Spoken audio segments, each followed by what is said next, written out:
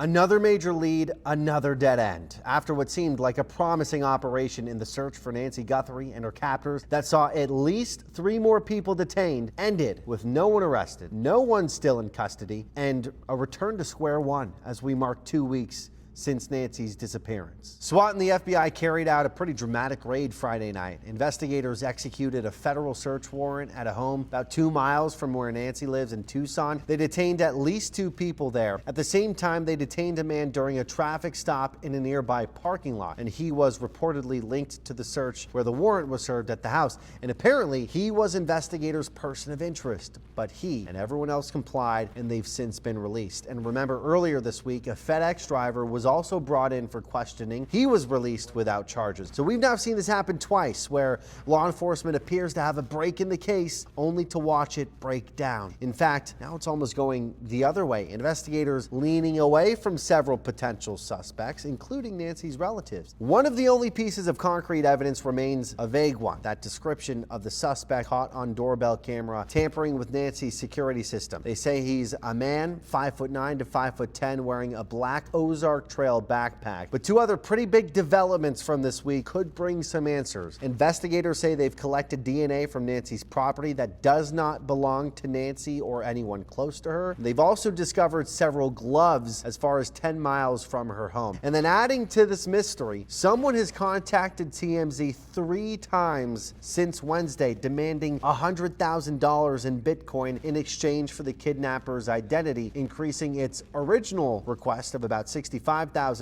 to match the FBI's new reward offer. Something interesting to note in those correspondences, the person said they would provide the name of the main individual along with his information for you to track, implying really for the first time publicly there could be more than one person linked to her disappearance, but we still seem far from knowing who they are.